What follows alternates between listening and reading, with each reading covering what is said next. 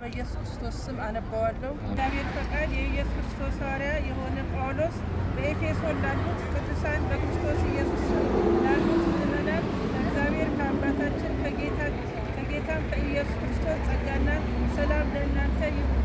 አሜን።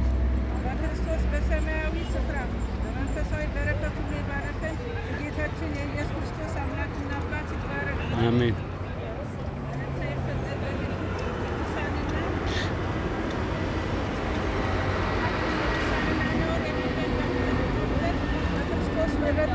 በበጎ ፈቃዱ እንደወደደ በኢየሱስ ክርስቶስ ስራ ለእርሱ ልጆች ልንሆን አስቀድሞ ወሰነን። በውድ ልጁም እንዲያው የሰጠን የጸጋው ክብር ይመሰገን ዘንድ ይህን አደረገ።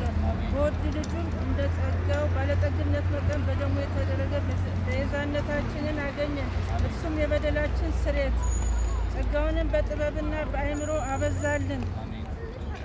በክርስቶስ ለማድረግ እንደወደደ እንደ ሀሳቡ የፈቃዱ ምስጢር አስታውቆናልና በዘመን ፍጻሜ ይደረግ ዘንድ ያለው ሀሳቡ በሰማይና በምድር ያለውን ሁሉ በክርስቶስ ተጠቅልሏል።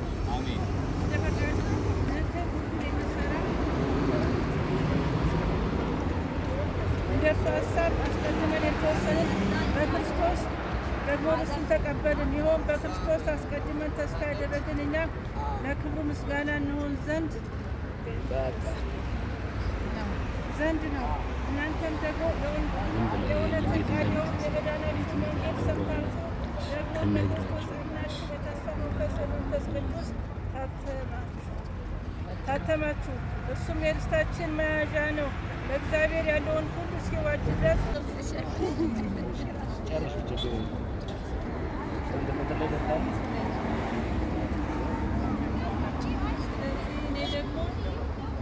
እናንተ ዘንድ ስለሚሆን በጌታ በኢየሱስ ስለማመንና ለቅዱሳን ሁሉ ስለሚሆን መውደድ ሰምቼ ስለ እናንተ እያመሰገንኩ ስጸልይ ስለ እናንተ ማሳሰብን አልተውም። የክብር አባት የጌታችን የኢየሱስ ክርስቶስ አምላክ እርሱን በማወቅ የጥበብንና የመገለጥን መንፈስ እንዲሰጣችሁ እለምናለሁ። የልባቸውን ሲሰሩ የመጥራቱ ተስፋ ምን እንዲሆን በቅዱሳን ዘንድ ያለውን ርስቱን ባለጠግነት ስለሚሆን ለምናምን ከሁሉ የሚበልጥ የኃይሉ ታላቅነት ምን እንዲሆን ታውቁ ዘንድ ነው። ክርስቶስንም ከሙታን ሲያስነሳው ታላቅነትን በላይነት በዚህ ዓለም ብቻ ሳይሆን ነገር ግን ሊመጣ ባለው ዓለም ደግሞ ከሚጠራ ስም ሁሉ በላይ በሰማይ ስፍራ ሲያስቀምጠው በክርስቶስ ባደረገው ሥራ በብርታቱ ጉልበት ይታያል። ሁሉም ከእግሩ በታች አስገዛለት። ከሁሉ በላይም ራስ እንዲሆን ለቤተ ክርስቲያን ሰጠው። እሷም አካሉና ሁሉም በሁሉ የሚሞላ የእርሱ ሙላቱ ናት። አሜን። አሜን።